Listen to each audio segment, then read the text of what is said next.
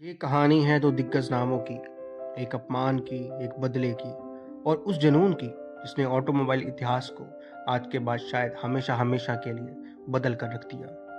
ये कहानी है फोर्ड वर्सेस फरारी की। Good cinema stories.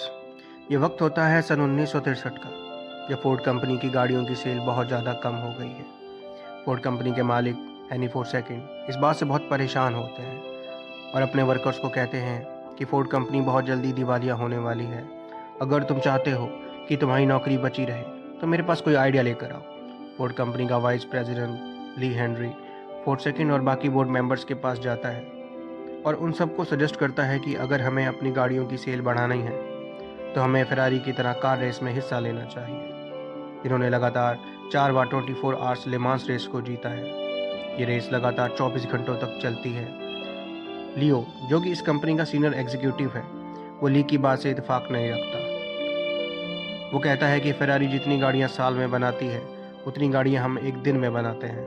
ली सबको समझाता है कि ये गाड़ियां बनाने और बेचने के बारे में नहीं है। जब फरारी कोई रेस जीतती है तो उसका नाम होता है और जो भी फरारी गाड़ी को चलाता है या खरीदता है तो उसे भी ऐसा लगता है कि वो भी उस जीत का एक हिस्सा है। और अगर फोर्ड भी ले मांस रेस को जीतता है, जो कि सबसे ज़्यादा पॉपुलर है, तो आने वाले वक्त में जो नई पीढ़ी है वो भी सबसे ज़्यादा फोर्ड को चलाना पसंद करेगी। लियो कहता है कि फेरारी जैसी टीम बनाने में हमें सालों लग जाएंगे क्योंकि वो बहुत ही ज़्यादा एक्सपर्ट हैं। ली बताता है कि फेरारी कंपनी दिवालिया हो चुकी है। उन्होंने अपने सारे पैसे नई नई गाड़ियाँ बनाने में खर्च कर दिए हैं और अगर हम चाहें तो उस कंपनी को खरीद सकते हैं। ली की ये बात हेनरी फोर्ड सेकंड को बहुत पसंद आ जाती है। वो अपनी टीम को इटली भेजता है जहाँ पर फेरारी कंपनी है। फेरारी कंपनी के ओनर का नाम एंजो फेरारी होता है। फोर्ड कंपनी की टीम एंजो फेरारी से कहती है कि हम तुम्हारी कंपनी के 90% शेयर खरीदना चाहते हैं। इसके बाद तुम्हारी कंपनी पर पूरी तरह से फोर्ड का अधिकार होगा।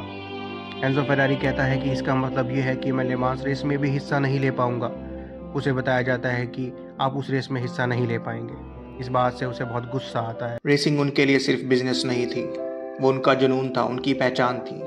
गुस्से में वो फोर्ड की टीम का अपमान करते हैं। वो कहते हैं, अपनी बदसूरत फैक्ट्री में जाओ और अपनी बदसूरत गाड़ियाँ बनाओ और अपने बॉस से कहना वो चाहे कितनी भी कोशिश कर ले, वो अपने पिता के जैसा कभी नहीं बन सकता क्योंकि वो हेनरी फोर्ड सेकंड है। जब ये बातें हेनरी फोर्ड सेकंड को पता चलती हैं तो हेनरी फोर्ड सेकंड का गुस्सा टूट पड़ता है। वो अपनी टीम से कहते हैं, मुझे दुनिया के सबसे बेहतरीन कार इंजीनियर्स चाहिए, मुझे दुनिया के सबसे बेहतरीन ड्राइवर चाहिए, चाहे इसमें कितना ही पैसा क्यों ना लग जाए।